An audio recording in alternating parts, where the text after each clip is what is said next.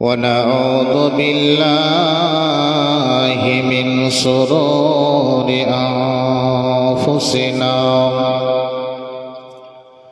ومن سيئات أعمالنا من يهده الله فلا مضل له ومن يضلله فلا هادي له ونشهد أن لا إله إلا الله وحده لا شريك له وأشهد أن محمدًا عبده ورسوله أما بعد فإن أصدق الحديث كتاب الله وأحسن الهدي وهدي محمد مصطفى صلى الله عليه وسلم فقد قال الله تبارك وتعالى بسم الله الرحمن الرحيم إن إلينا إيابهم ثم إن علينا حسابهم بسم الله الرحمن الرحيم قالوا لم نكن من المصلين ولم نكن نطعم المسكين وكنا نخوض مع الخائضين وكنا نكذب بيوم الدين وقال النبي صلى الله عليه وسلم كل أمتي يدخلون الجنة إلا من أبى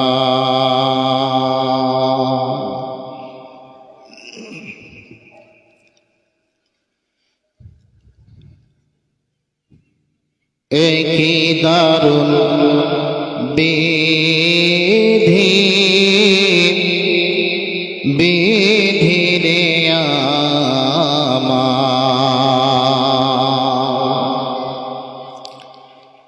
একই দারুল বিধি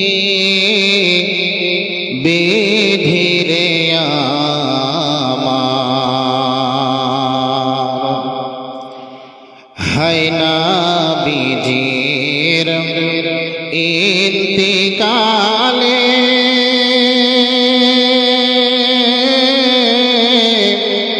কাদালেন সকলে রে আমার নবীজির ইন্তিকালে একই দারুল বিধি বিধি রে আমার হাসান কান্দে হোসেন রে কান্দে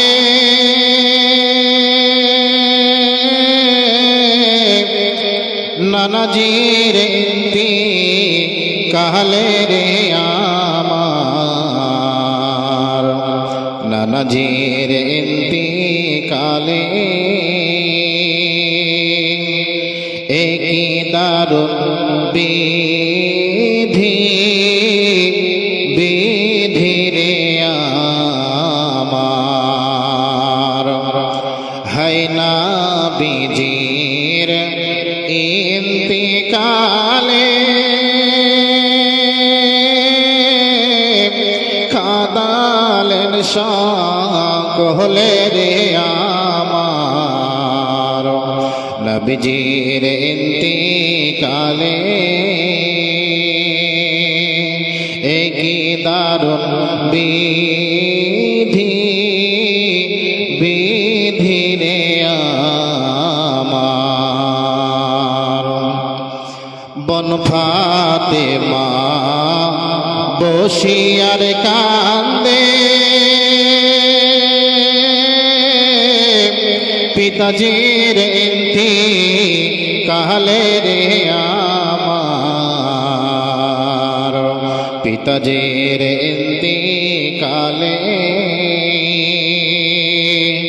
একই দারুণ বিধি বিধিরে আমার কি কথা শোনালেন আল্লাহ আল্লাহ সহিব কেমনে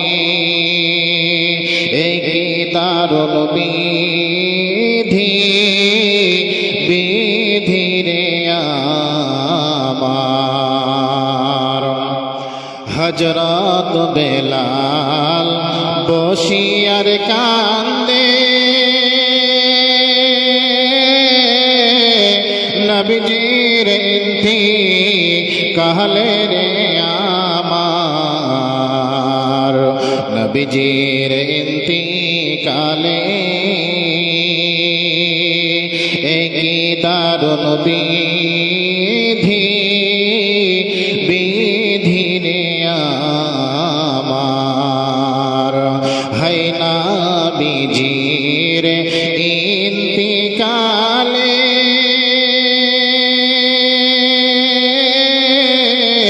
কাদালেন সকলে রে আমার নবীজির ইন্তিকালে একই দারুণ বিধি বিধিরে আমার লিল্লাহি তাকবীর। উপস্থিত স্টেজে ওলামা ইকরাম, সামনে বসে থাকা দিন প্রিয় ইসলাম প্রিয় এবং আমার বাম পাশে বসে থাকা মা ও বোনেরা, সর্বাগ্রে সেই মহান তাবারক তাআলার শুকরিয়া আদায় করি যিনি আমাদেরকে এই হরেকৃষ্ণপুর মাদ্রাসা হিফজুল কোরআনের উন্নতি কল্পে একটি আয়োজিত মাহফিল করার তৌফিক এনায়েত করেছেন। সেই মহান মনিবের দরবারে আমরা শুকরিয়া জ্ঞাপন করব। আমরা প্রাণ খুলে মহব্বতের সুরে একবার আল্লাহর শুকরিয়া আদায় করি, বলি আলহামদুলিল্লাহ। আরেকটু মহব্বতের সাথে বলতে হবে বাপজি আলহামদুলিল্লাহ। এরপরে দরুদ ও সালাম বর্ষিত হোক সরকারে কায়নাত দস্তরে মাদানী নবী আহমদ নবী মুহাম্মদুর রাসূলুল্লাহ পড়ুন সাল্লাল্লাহু আলাইহি ওয়াসাল্লাম। সম্মানিত ভাইরা, আপনাদের এখানে আমি নতুন মানুষ, হয়তোবা আপনারা মোবাইলে দেখেছেন, ইউটিউবে ফেসবুকে দেখেছেন, সবাই চিনতে পারবেন না, কিন্তু আপনাদের এখানে একদম নতুন মানুষ। আমার প্রিয় সাথী মাহবুব ভাই, আমরা একসঙ্গে লেখাপড়া করেছি, একসঙ্গে ফারেক হয়েছি। আজ আমার ভাই এক জায়গায় চালাচ্ছি, আমি এক জায়গায় মাদ্রাসা করছি। আপনারা আমার ভাইয়ের জন্য এবং আমার জন্য প্রাণ খুলে অন্তর থেকে দোয়া করবেন, বলেন ইনশাআল্লাহ। জয় হোক। আপনাদের সম্মুখে কোরআনুল কারীম থেকে সূরা গাসিয়া থেকে 2টি আয়াত পাঠ করেছি এবং সূরা মুদ্দাসসির থেকে 4টি আয়াত পাঠ করেছি এবং হাদিসে নববী থেকে একটি হাদিসের টুকরো পাঠ করেছি। এই কোরআনের আয়াতকে এবং হাদিসকে সামনে রেখে স্বল্প সময়ে কিছুক্ষণ আলোচনা করব ইনশাআল্লাহ, যদি আমার মাবুদ তৌফিক দেন। তো ভাই আমার একটা অভ্যাস আছে, আমি যখন জাতির সামনে বক্তব্য করি, মানুষের সামনে কথা বলি, মানুষ যদি আমার সঙ্গে কথা না বলে তো আমার বক্তব্যটা জমে ওঠে না। আপনারা কিছু বলবেন, আমি কিছু বলবো, তবেই ভালো হবে। আপনি যদি সেওয়াই রান্না করেন, ক্ষীর রান্না করেন, ক্ষীর বুঝেন তো, আমাদের বাদিয়া ভাষায় ক্ষীর বলে, অনেকে আরো কেউ ভাষা বলে। ক্ষীর যদি রান্না করেন শুধু দুধ দিলে কি ক্ষীর হয়ে যাবে? হবে না। তাহলে দুধের সঙ্গে চিনি দিতে হবে, কাজু দিতে হবে, কিশমিশ দিতে হবে, আরো কিছু দিতে হবে, সব কিছু দিয়ে একটা জিনিস তৈরি হবে। ওই রকম আমি আপনাকে বলবো, আপনি যদি না বলেন তাহলে কিন্তু কথাটা ভালো হবে না। যাই হোক, আমরা এখানে অনেকজন মানুষ আছি যাদের 50 বছর, 60 বছর, 40 বছর পেরিয়ে গেছে, অথচ আমরা এখনো নামাজ পড়ছি না। আছে না নাই বাবজা? কথা বলে মুখ দিয়ে। আর তার আগে একটা আপনাদেরকে কথা বলে নি, আপনারা বলেন দেখি, মাথার ওজন বেশি না জিভের ওজন বেশি? মাথার ওজন বেশি না জিভের ওজন বেশি? একটু জোরে বলে। মাথার ওজন বেশি। এদিকে খুব ভালো বুঝতে পারছি। আপনাকে বলছি, মাথার ওজন যেহেতু বেশি, তো আপনি মাথাটা না হিলিয়ে জিভটা হিলাবেন, তাহলে বোঝা যাবে যে আপনি কথা বুঝতে পারছেন। মাথার ওজন 200 গ্রাম, মাথার ওজন 1 কেজি, আর জিভের ওজন 200 গ্রাম, তো মাথাটাকে না হিলিয়ে জিভটা নড়াবেন, তাহলে বোঝা যাবে। অনেক মানুষ আছে বয়স্ক 40, 50, 60 বছর পেরিয়ে গেছে কিন্তু নামাজ পড়ে না। আছে না নাই বাচ্চা? আছে। অনেক মা বোনদের মধ্যেও আছে যাদের 40, 50, 45 পেরিয়ে গেছে, এখনো কিন্তু নামাজ পড়ে না। তো লোকটা যে নামাজ পড়ে না, এর কি বুদ্ধি কম, বিবেক কম, জ্ঞানহীন, সে কিছুই বুঝে না? জি না। সে সংসার করতে পারছে, ছেলে মেয়ে কিভাবে চালাতে হবে সেটা করতে পারছে, সমাজে 2টা মানুষের সামনে কেমন করে কথা বলতে হবে সেটাও পারছে। কিন্তু বাবজিকে যদি বলা হয়, বাবজান 50 পেরিয়ে গেছে, তোমাকে নামাজ পড়ার কথা বলা হচ্ছে, তুমি বুঝতে পারছো না যে তুমি বুঝতে পারছো না। নামাজের কথা যদি কোনো মানুষকে বলি, এখন অনেক মানুষ আছে তো তার চুলকানি শুরু হয়ে যাবে যে মৌলবীদের খেয়ে দেয়, কামদান্দা নাই, খালি নামাজ আর নামাজ, নামাজ আর নামাজ। এ বাপজান, ভালোর জন্য বলছে না খারাপের জন্য? ভালোর জন্য বলছে। নামাজ না পড়ার শাস্তি কি হতে পারে না আপনি জানেন? শাস্তি কি হতে পারে আয়াত পড়েছি, আপনাকে একটু পরে শোনাবো। তার আগে আপনি চলেন। আমরা দুনিয়াতে অনেক পাপ করছি, অনেক গুনাহ করছি, কিন্তু কোন পাপের কি শাস্তি হয় এটা আমরা জানি না। বাপজান, আমরা মানুষ ঘুমাই, ঘুমাই কি ঘুমাই না? ঘুমাই। রাত্রিবেলায় ঘুমাই, হয়তো কচিতে 2-1টা বাদ যায়, না হলে আমরা সকলেই রাত্রিবেলা স্বপ্ন দেখি। দেখি কি দেখি না? দেখি কি দেখি না? চলেন আপনাকে হাদিস দিচ্ছি এই জায়গাটাতে একটা। হাদিসটা কি? হাদিসের রাবি হচ্ছে হযরতে উমামা বাহিলি রাদিয়াল্লাহু তাআলা আনহু। তিনি বর্ণনা করছেন কি নবীজি স্বপ্নে দেখছেন। কি দেখছেন? কি দেখছেন? স্বপ্ন দেখছেন। আর নবীদের স্বপ্ন হলো সত্য। যেটা স্বপ্ন দেখে ওটাই ওহী, ওটাই সত্য, ওটাই বাস্তব। আমি আপনি যেই স্বপ্নটা দেখছি এটা সত্য হতেও পারে, মিথ্যাও হতে পারে, কিন্তু বিশ্বনবী জনাবে মুহাম্মদ রাসূলুল্লাহ সাল্লাল্লাহু আলাইহি সাল্লাম তিনারা যে স্বপ্নগুলো দেখেন সেগুলোই ওহী, সেগুলোই বাস্তব, সেগুলোই সত্যি, ওটাকে বলা হয় ওহী। যেমন করে হযরতে ইব্রাহিম আলাইহিস সালাতু সালাম স্বপ্নে দেখেছিলেন যে তার ছেলেকে হযরতে ইসমাঈল আলাইহিস সালাতু সালামকে কুরবানি করতে হবে। দেখেছিল না দেখেনি? দেখেছে। তো নবীজি স্বপ্নে দেখছেন যে দুইজন ফেরেশতা এসে নবীজিকে বলছেন চলুন চলুন, ওই যে বিশাল উঁচু উঁচু পাহাড়,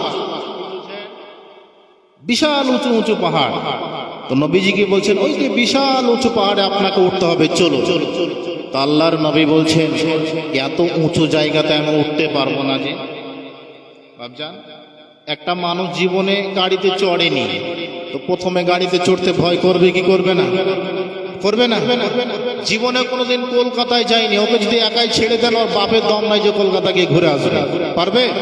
পারবে না। তো আল্লাহর নবীকে দুইজন ফেরেশতা এসে বলছেন ইয়া রাসূলুল্লাহ, ওই যে বিশাল উঁচু উঁচু পাহাড়, আপনাকে সেখানে যেতে হবে। তো নবীজি বলছেন আমি এত উঁচু জায়গায় উঠতে পারবো না।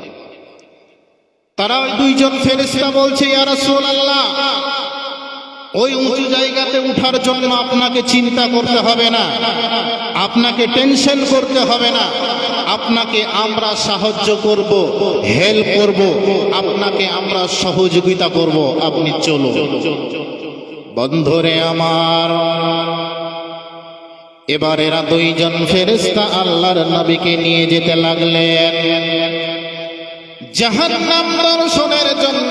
আল্লাহর নবী বিশ্বনবী জনাবে মুহাম্মদ রাসূলুল্লাহ সাল্লাল্লাহু আলাইহি ওয়াসাল্লাম বিশ্বনবীকে এরা দুইজন ফেরেশতা ওই উঁচু পাহাড়ের দিকে নিয়ে যেতে লাগলেন। যেতে যেতে যেতে যেতে হঠাৎ করে নবীজির কানে যেন কান্নার আওয়াজ ভেসে আসলো।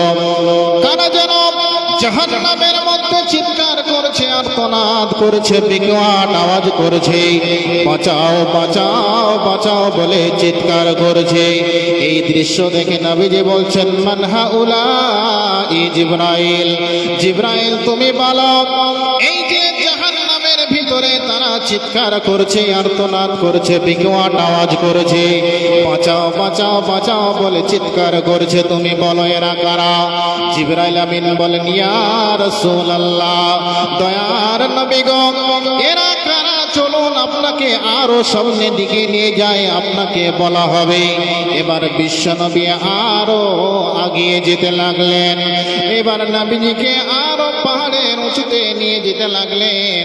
যেতে যেতে যেতে যেতে দেখে কিছুগুলো মানুষকে আকাশের দিকে পাগুলো বাঁধা আছে আর জমিনের দিকে মুখমণ্ডলখানা ঝুলিয়ে রেখেছে।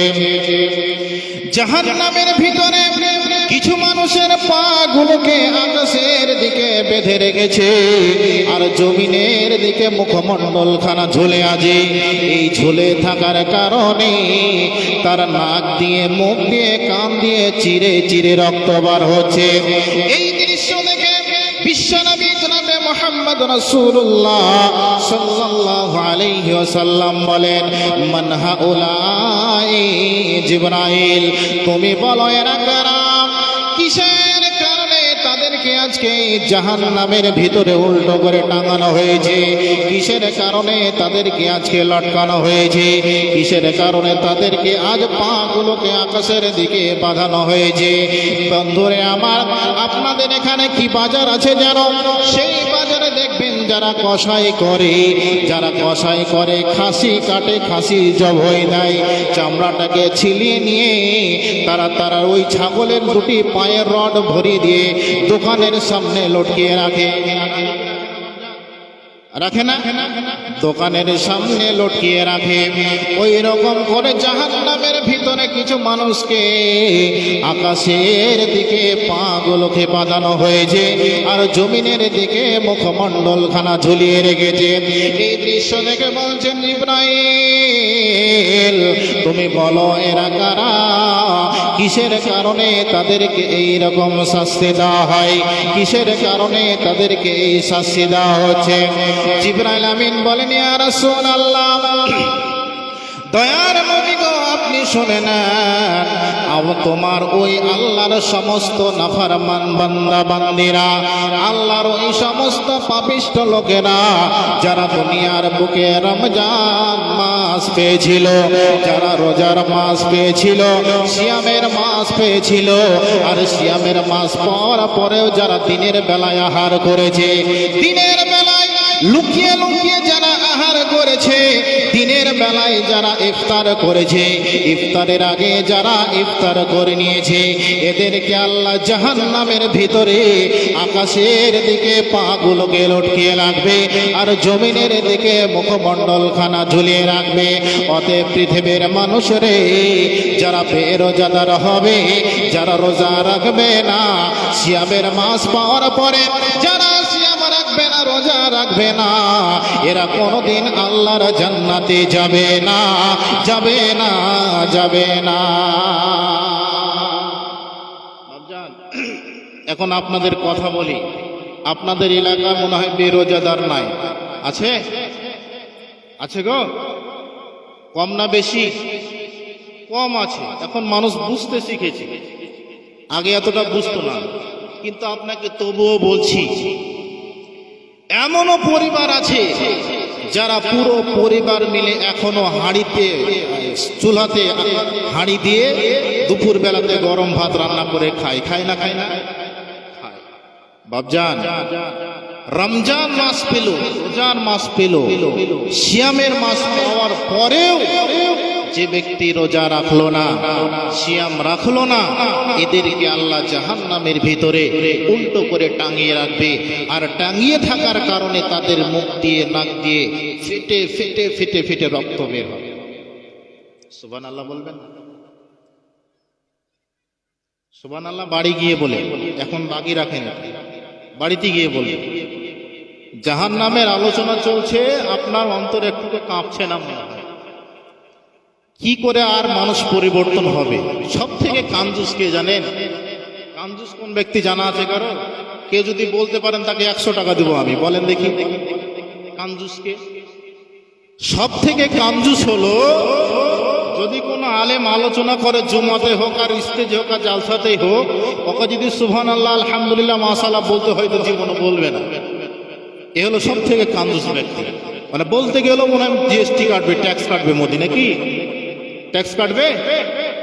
হাইরে হাইরে বাপ, কবে পরিবর্তন হবে? দেখেন বাংলাদেশের প্রোগ্রামগুলো দেখেন, শ্রোতা অর্ধেক কথা বলবে, বক্তা অর্ধেক কথা বলবে, বলে না ভাই? বলে। তো এই রকম যারা রমজান মাস পাওয়ার পরে, সিয়ামের মাস পাওয়ার পরেও যারা সিয়াম রাখলো না, ইফতারের আগে ইফতার করলো, রোজা ভেঙে দিল, রমজানের রোজা পাওয়ার পরেও যারা রোজা রাখলো না, এদেরকে আল্লাহ জাহান্নাম দেবে, এদের নসিবে জান্নাত জুটবে না। চলেন আপনাকে সিয়ামের ফজিলত সম্পর্কে একটি হাদিস বলি। আপাতত এই হাদিসটা এখানে রাখেন, তারপরে আপনাকে আর একটু বলবো। বিশ্বনবী বলছেন, রে পৃথিবীর মানুষ তোমরা শুনে নাও, সিয়ামের মাস কত ফজিলত রয়েছে, রোজার মাসে কত ফজিলত রয়েছে। পৃথিবীর বুকে আপনি 40 বছর বেঁচে থাকলেন, 50 বছর বেঁচে থাকলেন, কারো হায়াত 30 বছর, কারো হায়াত 35 বছর, কারো হায়াত 60 বছর। 60 বছরে আপনি যা গুনাহ করেছেন, এই গুনাহকে আল্লাহ ক্ষমা করে দেবে যদি আপনি একটা আমল করতে পারেন। আমলটা শুনবেন বা বলবো? বলবো। সিয়ামের ফজিলত দেখেন, বিশ্বনবী বলছেন, ওমান শামা রমজানান ঈমানান ওয়া ইহতিসাবান গুফিরা লাহু মা তাকাদ্দামা মিন যামবি। বিশ্বনবী বলছেন, কোন ব্যক্তি যদি নেকির আশাতে ঈমানের সহিত রমজানের রোজা রাখে, বিশ্বনবী বলছেন, মা তাকাদ্দামা মিন যামবি, আল্লাহ তাবারাক ওয়া তাআলা তার জীবনের অর্থাৎ তার পূর্বেকার গুনাহ, সমস্ত গুনাহকে আল্লাহ মাফ করে দেয়, সমস্ত গুনাহকে আল্লাহ মাফ করে দেয়। কি করার জন্য? যে ব্যক্তি ঈমানের সহিত নেকির আশাতে রমজানের রোজা রাখে, আল্লাহ তার পূর্বেকার সমস্ত গুনাহকে মাফ করে দেয়। সুবহানাল্লাহ। বাপজান, আর আমরা রমজান মাস পাওয়ার পরে রোজা রাখি না। অনেক যুবক আছে যারা দিনের বেলাতে গুটকা চাবাই কি চাবাই না? চাবাই। আর সামনে দিয়ে যদি মৌলভী সাহেব যায়, লুকাবে, লুকা মৌলভী সাহেব লুকা বলে, কি বলে না? মনে হচ্ছে মৌলভী সাহেব দেখেই ওর ভয়, কিন্তু আল্লাহর জাহান্নাম যে যেতে হবে সেটা বলে ওর ভয় নাই। মৌলভী সাহেব দেখে ভয়। মৌলভী সাহেব সামনে থেকে পড়লো মানে কি আজরে চলেছে। বাপজান আমার নাম দ্বিতীয় নম্বর ফজিলতটা শুনে নেন। ওয়ামান কামা রমজানান ঈমানান ওয়া ইহতিসাবান গুফিরা লাহু মা তাকাদ্দামা মিন যামবি। বিশ্বনবী বলেন, কেউ যদি রমজান মাসের রাত্রি ইবাদতে কাটায়, কোন ব্যক্তি যদি রমজান মাসের রাত্রি ইবাদতে কাটায়, বিশ্বনবী বলছেন, পৃথিবীর উম্মতরে তোমরা শুনে নাও, তোমার সমস্ত গুনাহকে আমি, তোমার পূর্বেকার সমস্ত গুনাহকে আমি আল্লাহ মাফ করে দেব। কি করতে হবে? রমজান মাসের রাত্রিগুলো আপনাকে ইবাদতে কাটাতে হবে। কিসে কাটাতে হবে বাপজান? ইবাদতে কাটাতে হবে। এখন তো আমরা তারাবি পড়ি কি পড়ি না? এটারও একটা ফজিলত আছে। কি বলেছেন নবী? পড়লে তারাবি আগের গুনাহ মাফ হয়ে যায়। বলেছেন নবী। কে বলেছেন গো? কে বলেছেন? বলেছেন নবী, পড়লে তারাবি আগের গুনাহ মাফ হয়ে যায়। এত ফজিলত রয়েছে এই রমজান মাসে। তো কথাটা কোথা থেকে কোথায় নিয়ে আসলাম? যে জাহান্নামের ভিতরে আল্লাহর নবী দেখলেন যে কিছুগুলো মানুষের পাগুলোকে আকাশের দিকে বাঁধা আছে আর জমিনের দিকে মুখমণ্ডলখানা ঝুলিয়ে রেখেছে। এই ঝুলিয়ে রাখার কারণে তাদের মাথা চিরে ফেটে কান দিয়ে, নাক দিয়ে, মুখ দিয়ে চিরে রক্ত বার হচ্ছে। বিশ্বনবী বলছেন, যারা পৃথিবীর বুকে রমজান মাস পেল, সিয়ামের মাস পেল, এদেরকে আল্লাহ কোনোদিন জান্নাতে দেবে না। এবার চলেন, এরা দুইজন ফেরেশতা নবীজিকে আরো আগিয়ে যেতে লাগলেন। যেতে বিশ্বনবী জান্নাতে জাহান্নামের ভিতরে একটা নদী দেখতে পেলেন। ওই নদীতে কোনো পানি নাই, ওই নদীতে কোনো দুধ নাই, ওই নদীতে কোনো জল নাই। ওটা কিসের নদী? পচা রক্ত দুর্গন্ধযুক্ত নদী। জাহান্নামের ভিতরে আল্লাহর নবী একটা নদী দেখতে পেলেন। কি দেখতে পেলেন? নদী। তো নদীতে দেখতে পেলেন ওই নদীটাতে কোনো জল নেই, পানি নেই, কোনো দুধ নেই।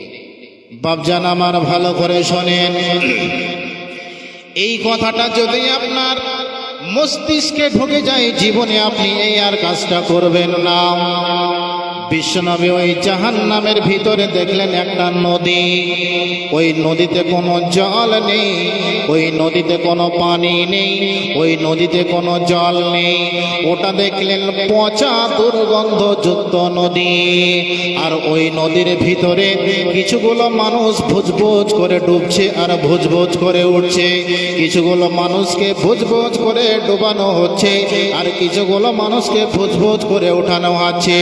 ওই নদীর ভিতরে যারা ডুবছে আর উঠছে তারা সাঁতার কাটতে কিনারায় আসতে চাইছে, কিন্তু বন্ধুরে তাদেরকে পাথর মেরে আবার ওই পচা রক্তের নদীতে নামিয়ে দেওয়া হচ্ছে।